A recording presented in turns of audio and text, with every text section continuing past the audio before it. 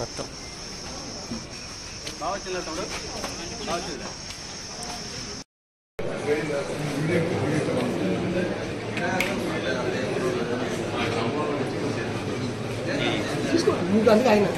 అవకాశం ఇచ్చిన ఎవరిని వాటిలోనే దీన్నే బిగాలు పెట్టినారు. ఇంకో ఇంట్లో అయితే బీరువాకి బిగాలు పెట్టారు.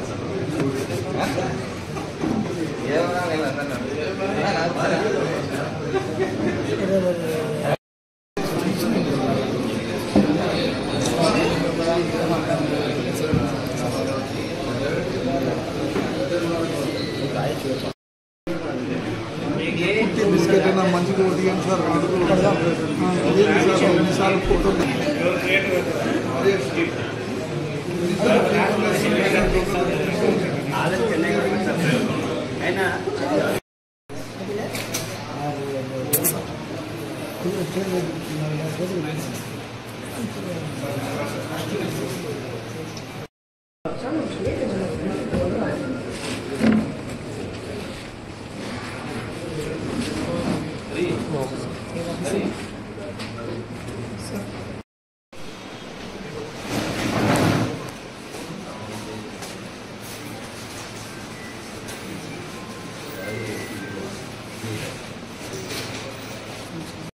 సమాచారం మేరకి మన రేంజ్ డిఐజీ గారి ఆధ్వర్యంలో అడిషనల్ ఎస్పీ మరియు టౌన్ డిఎస్పీ రవీంద్రనాథ్ రెడ్డి ఆధ్వర్యంలో 2 town inspector plus Manjunath Reddy crime CI మన సిబ్బంది అందరూ కలిపి టౌన్ అవుట్స్కట్స్లో రాబడిన సమాచారం మేరకు ఆవుల కిరణ్ కుమార్, తర్వాత దుగ్గిరాల రాణి ఇద్దరు కూడా వైఫ్ అండ్ హస్బెండ్, వీళ్ళిద్దరిని కూడా అనుమానం మీద వాహనాలు తనిఖీ చేస్తూ పట్టుకోవడం జరిగింది. వాళ్ళ దగ్గర నుంచి సుమారుగా 727 గ్రాముల బంగారం, 300 గ్రాముల వెండి రికవరీ చేయడం జరిగింది. అది కాకుండా 2 కార్లు కూడా, మారుతి జెన్ ఒకటి, తర్వాత హుందాయి గెట్స్ కార్ ఒకటి రికవరీ చేయడం జరిగింది. ఈ 2 కార్లు కూడా దొంగతనాల్లో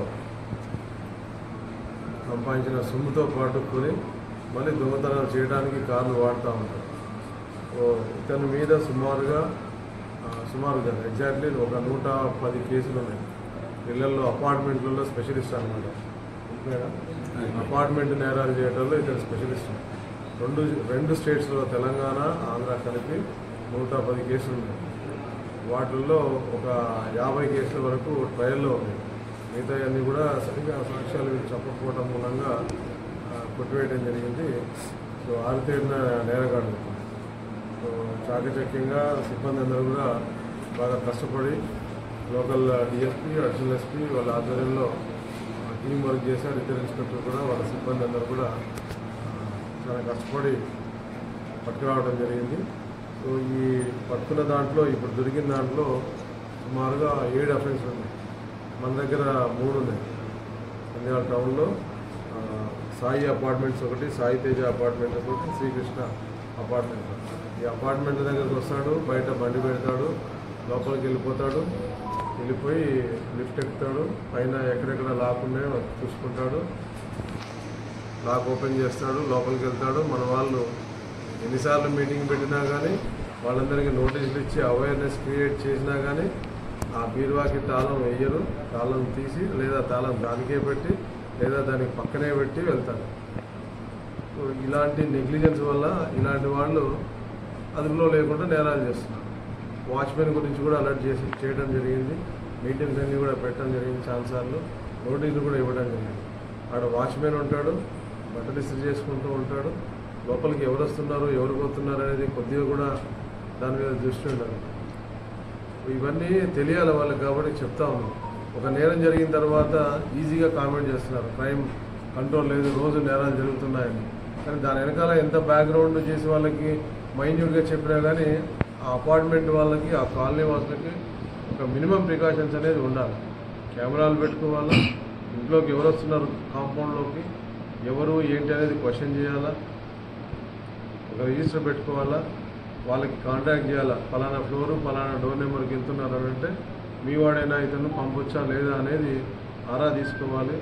రిజిస్టర్లో ఎంటర్ చేయించుకోవాలి, అతని ఐడెంటిటీ అడగాలి. ఇంత ప్రాసెస్ చేయగలిగితే టోటల్గా కంట్రోల్లో ఉంటుంది.